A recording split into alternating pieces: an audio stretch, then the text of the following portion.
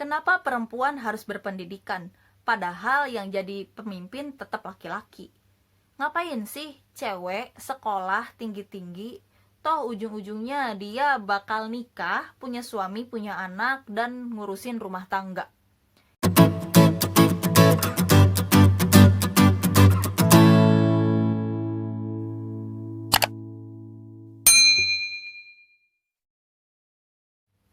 Assalamualaikum, Sampurasun. Terima kasih udah klik video ini. Di video kali ini aku mau coba bahas mengenai seberapa pentingkah pendidikan bagi perempuan. Kenapa perempuan harus berpendidikan, padahal yang jadi pemimpin tetap laki-laki? Ngapain sih cewek sekolah tinggi-tinggi, toh ujung-ujungnya dia bakal nikah, punya suami, punya anak, dan ngurusin rumah tangga. Iya, benar. Kita akan ada pada fase dimana kita akan menikah, punya suami, punya anak, dan ngurusin rumah tangga. Tapi, apa salahnya kalau kita mencoba untuk mencerdaskan diri kita sendiri? Banyak banget pertanyaan-pertanyaan kayak, Tan, kenapa sih lu sekolah tinggi-tinggi, nanti nggak ada cowok yang mau? Tan, ngapain sih lu sekolah tinggi-tinggi, toh cewek ujung-ujungnya kalau nggak di kasur ya di dapur. Dan menurut aku pemikiran-pemikiran seperti itu termasuk pemikiran yang masih terbelakang ya.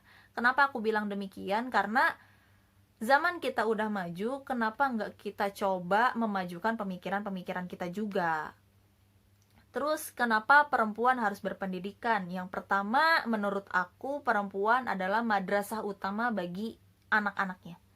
Kita ditakdirkan terlahir sebagai perempuan yang kodratnya nanti akan menjadi ibu.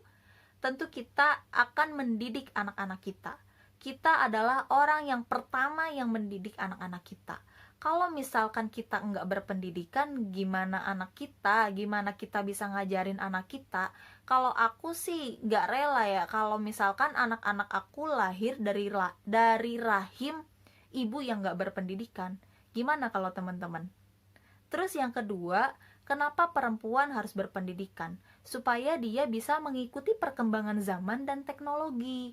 Terbukti pada saat ini ketika wabah COVID melanda, anak-anak disuruh belajar di rumah, banyak sekali ibu yang stres karena nggak bisa mengikuti pelajaran anak-anaknya. Ibu yang nggak bisa mengikuti perkembangan pendidikan anak-anaknya.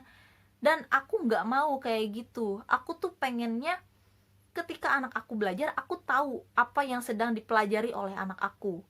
Dan banyak banget ibu-ibu yang ketika disuruh mengajari anaknya di rumah, mereka kayak orang yang nggak bisa, bahkan ada yang buta aksara, bahkan ada yang nggak tahu apa yang sedang dipelajari oleh anak-anaknya, dan aku tuh nggak mau. Terus kita juga harus melek teknologi loh. Karena apa?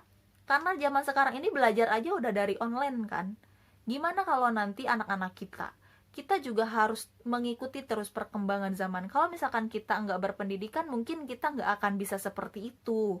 Tapi kalau misalkan kita punya basic, kita punya pendidikan, kita bisa tahu loh mana situs yang baik, mana situs yang buruk, mana teknologi yang baik untuk anak kita, mana yang nggak baik. Jadi kita bisa mengontrol itu. Terus apalagi alasan kenapa perempuan harus berpendidikan, yaitu untuk mengurangi angka pernikahan dini. Kenapa di sini aku bilang mengurangi angka pernikahan dini? Karena banyak banget kasus di desa-desa terpencil. Aku nggak tahu kalau di kota-kota besar seperti apa, mungkin udah berubah.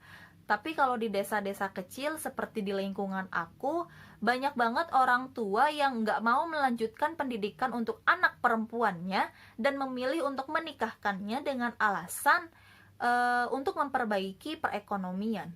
Jadi banyak banget angka pernikahan dini. Jadi kalau anaknya udah 17 tahun ke atas ya nikah, 17 tahun ke atas nikah, lulus SMP, SMA ya nikah gitu. Dan menurut aku itu pemikiran yang salah sih, karena segala sesuatu masalah itu nggak bisa diselesaikan dengan cara menikah gitu kan, apalagi nikah dini dengan pemikiran kita yang pada saat menikah dini belum terlalu matang gitu kan.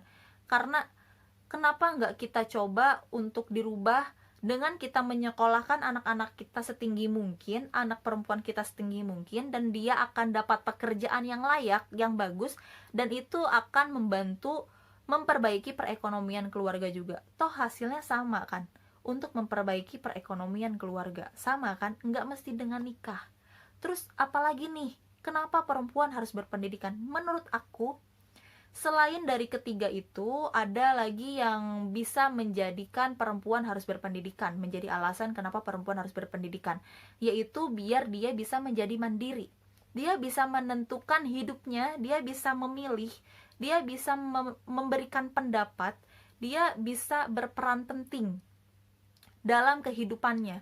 Karena apa di sini aku bilang untuk bisa mandiri? Karena rata-rata perempuan yang tidak berpendidikan, dia akan berpangku tangan kepada orang lain. Misalkan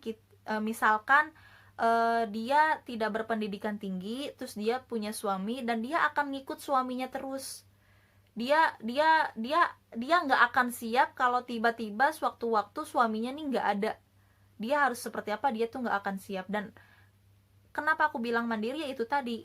Jadi kita bisa terlatih untuk hidup sendiri. Kita bisa terlatih, oh kalau misalkan laki gue nggak ada, kerja atau meninggal atau cerai, gue udah siap nih, gitu loh. Kalau misalkan wanita berpendidikan, terus kan wanita berpendidikan dia bisa bekerja, ya tapi nggak mesti melulu orang yang berpendidikan ujung-ujungnya dia akan kerja gitu kan.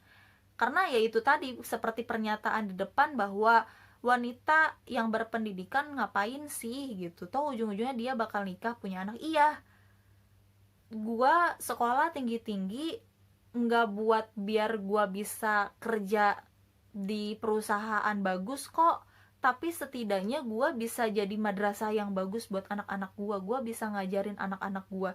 Setidaknya anak-anak gua nggak malu nih punya ibu yang bodoh gitu.